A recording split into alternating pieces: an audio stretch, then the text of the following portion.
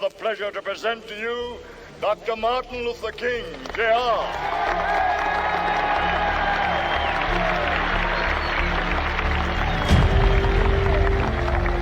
I am happy to join with you today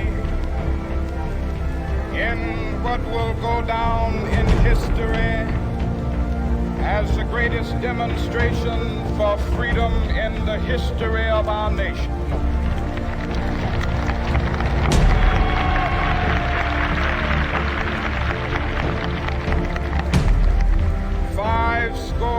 Years ago,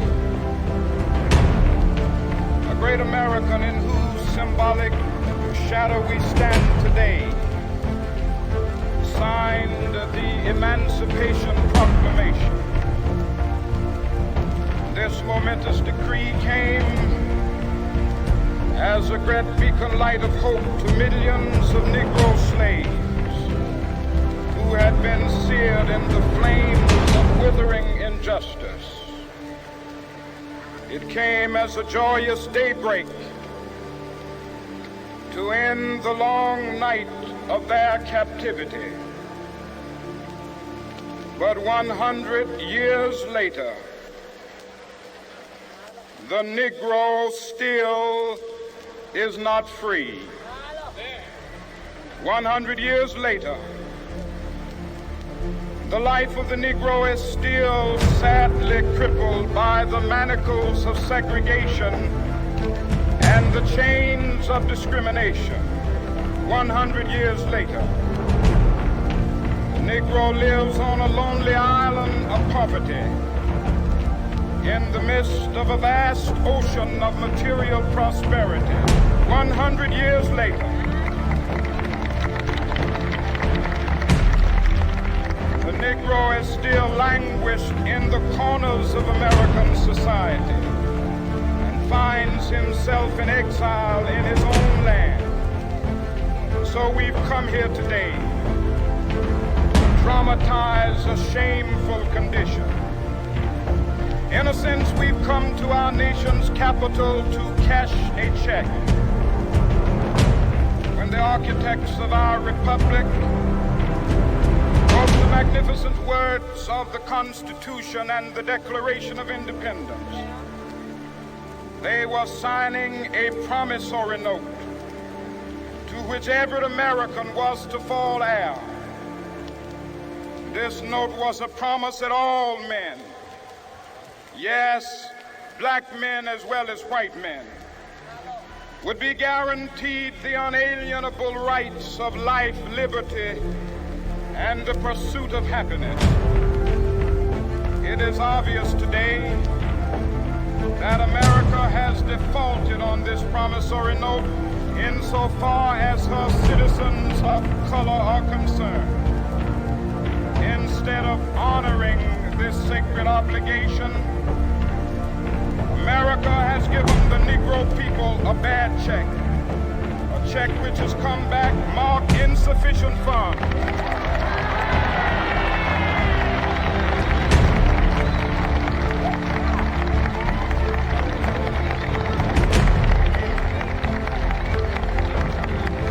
But we refuse to believe that the Bank of Justice is bankrupt. We refuse to believe that there are insufficient funds in the great vaults of opportunity of this nation. So we've come to cash this check, a check that will give us upon demand the riches of freedom and the security of justice.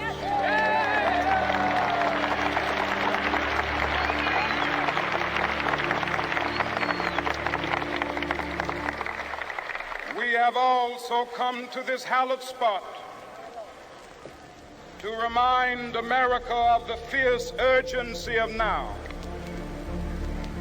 This is no time to engage in the luxury of cooling off or to take the tranquilizing drug of gradualism.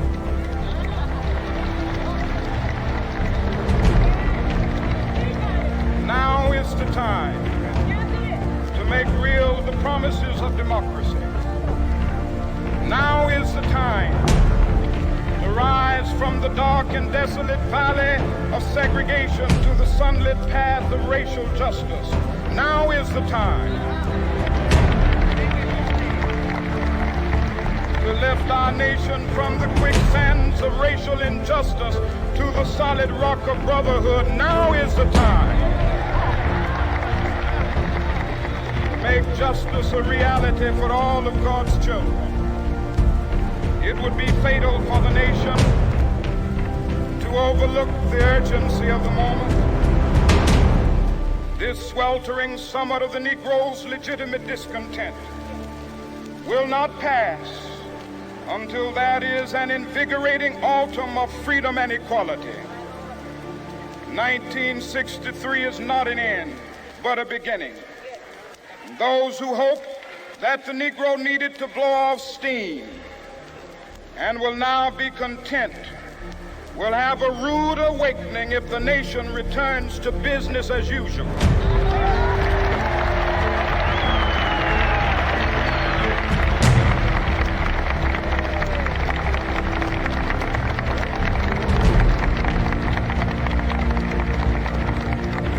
There will be neither rest nor tranquility in America until the Negro has granted his citizenship rights. The whirlwinds of revolt will continue to shake the foundations of our nation until the bright day of justice emerges.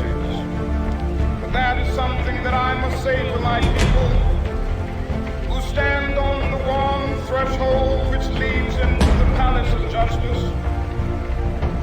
In the process of gaining our rightful place, we must not be guilty of wrongful deeds. Let us not seek to satisfy our thirst for freedom by drinking from the cup of bitterness and hatred.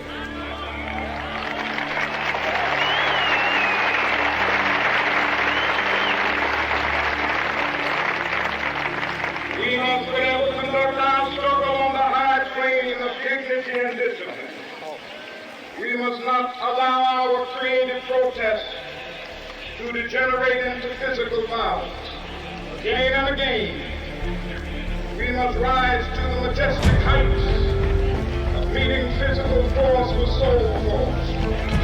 The marvelous new militancy which has engulfed the Negro community must not lead us to a distrust of all white people.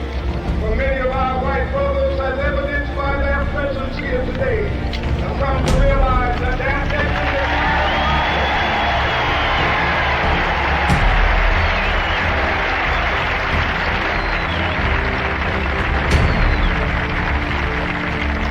they have come to realize that their freedom is inextricably bound to our freedom.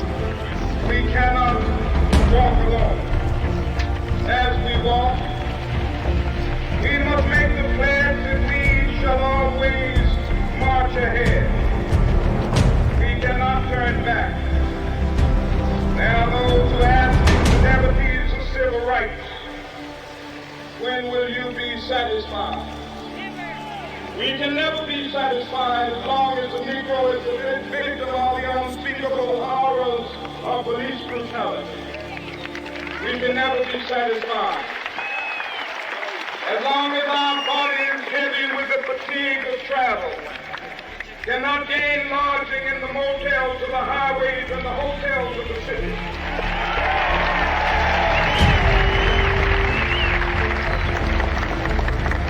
We cannot be satisfied as long as a Negro in Mississippi cannot vote and a Negro in New York believes he has nothing for which to vote.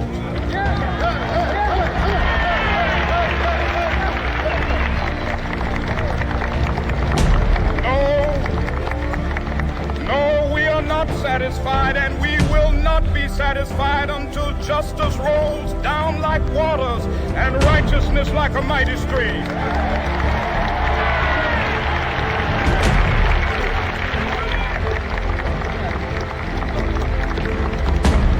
I am not unmindful that some of you have come here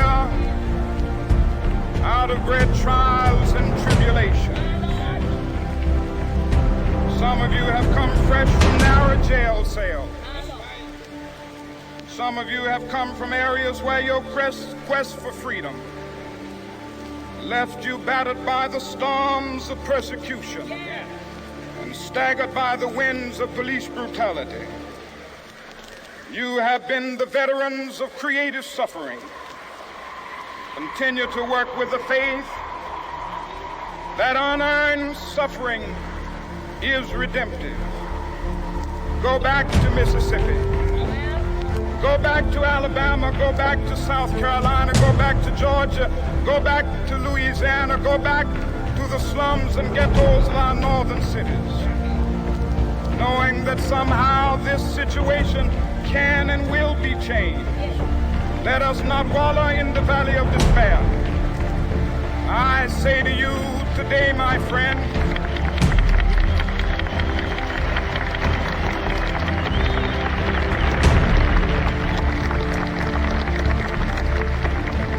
so even though we face the difficulties of today and tomorrow, I still have a dream.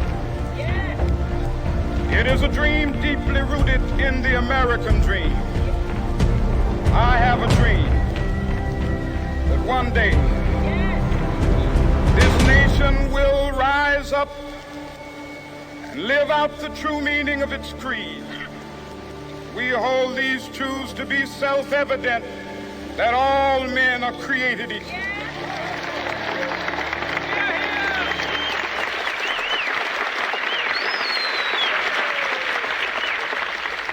I have a dream that one day on the red hills of Georgia, the sons of former slaves and the sons of former slave owners will be able to sit down together at the table of brotherhood. I have a dream that one day even the state of Mississippi, a state sweltering with the heat of injustice, sweltering with the heat of oppression, be transformed into an oasis of freedom and justice. I have a dream that my 4 little children will one day live in a nation where they will not be judged by the color of their skin, but by the content of their character. I have a dream today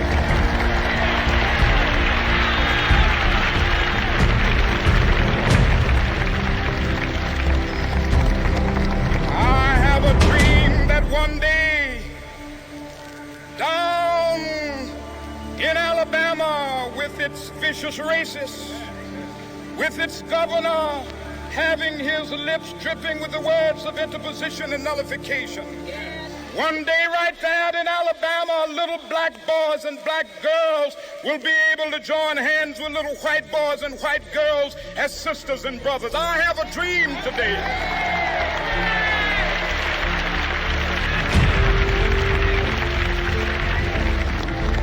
I have a dream that one day every valley shall be exalted, and every hill and mountain shall be made low, the rough places will be made plain, and the crooked places will be made straight, and the glory of the Lord shall be revealed, and all flesh shall see it together. This is our hope. This is a faith that I go back to the South with. With this faith, we will be able to hew out of the mountain of despair a stone of hope. With this faith, we will be able to transform the jangling discords of our nation into a beautiful symphony of brotherhood.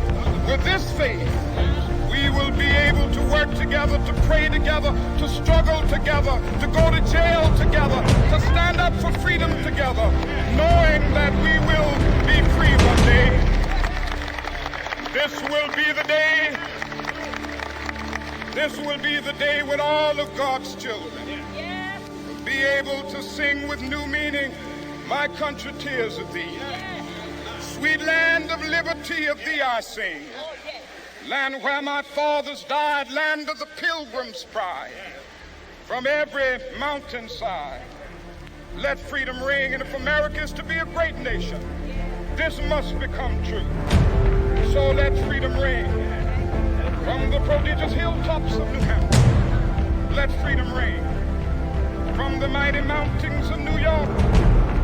Let freedom ring from the heightening Alleghenies of Pennsylvania. Let freedom ring from the snow-capped Rockies of Colorado. Let freedom ring from the curvaceous slopes of California. But not only that, let freedom ring from Stone Mountain of Georgia. Let freedom ring from Lookout Mountain of Tennessee. Let freedom ring from every hill and molehill of Mississippi, from every mountainside. Let freedom ring, and when this happens, when we allow freedom ring, when we let it ring from every village and every hamlet, from every state and every city, we will be able to speed up that day when all of God's children, black men and white men, Jews and Gentiles, Protestants and Catholics, will be able to join hands and sing in the words of